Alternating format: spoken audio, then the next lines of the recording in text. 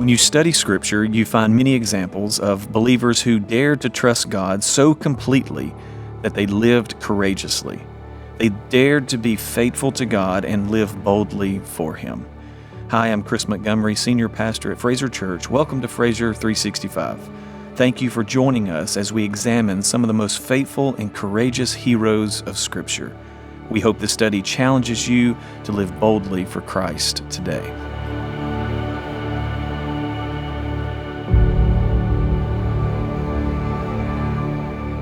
Welcome to day 49 of Dare to Be. Our title today is Worshiping Jesus. D.A. Carson once wrote, "The climax of the story is not the stilling of the storm in verse 32, but the confession and worship of the disciples in verse 33.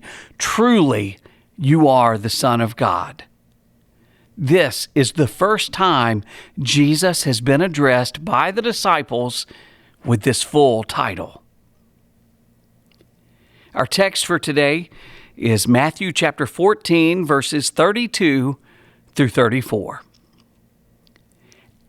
And when they got into the boat, the wind ceased, and those in the boat worshipped him, saying, "Truly you are the Son of God." And when they had crossed over, they came to land at Gennesaret. When you follow Jesus through the Gospels, you often notice multiple miracles occur in one event. In Matthew chapter 14, verses 22 through 34, you will see three distinct miracles. First, Jesus walks on water to his disciples. Second, Peter walks on water with Jesus until he loses focus. And third, the storm stopped as soon as Jesus got into the boat with his disciples. Anytime Jesus steps into your storm, there's a good chance the winds will cease. If you put yourself in the disciples' shoes, you can imagine how satisfying it would be to have Jesus with you. You've been struggling all night in high waves amid a fierce storm. You are rowing hectically and seemingly going nowhere. Then it appears a ghost is walking toward you on the water. You realize it's Jesus. Next, you watch Peter walk on water and begin to sink. You witness Jesus lifting Peter, and they both get in the boat. Then the storm you've been facing all night suddenly stops. Now Jesus is in the situation with you, and everything is calm. What would you do after that kind of experience? Those in the boat worshiped Jesus. Someone once said, worship is a response to God for who He is and all He has done. They had plenty of reasons to worship Christ. Matthew uses the Greek verb proskuneo for worship. Proskuneo primarily means to worship or to show reverence, often through physical gestures such as bowing down or prostrating oneself. The term conveys a deep sense of reverence, adoration, and submission to a higher authority. The disciples were in a boat and still chose to bow down and worship Jesus. If they can fall on their faces in a boat in the middle of a lake, we should be able to fall on our faces in our prayer rooms or carpeted sanctuaries. Part of bowing is placing yourself before your King in reverence and respect for His position. Bowing also reveals how God's authority is superior to anyone or anything else. The word bow or bowing appears in the King James Version of the Bible 96 times, and the word bowed appears 74 times. In total, the word bow in some form appears approximately 170 times in the Bible. Bowing is the most obvious response to the majesty of Christ. As they worshiped and bowed before Jesus, they confessed in verse 33, "Truly you are the Son of God." James Montgomery Boyce shares these thoughts. This is the first time the disciples are said to have worshiped Jesus.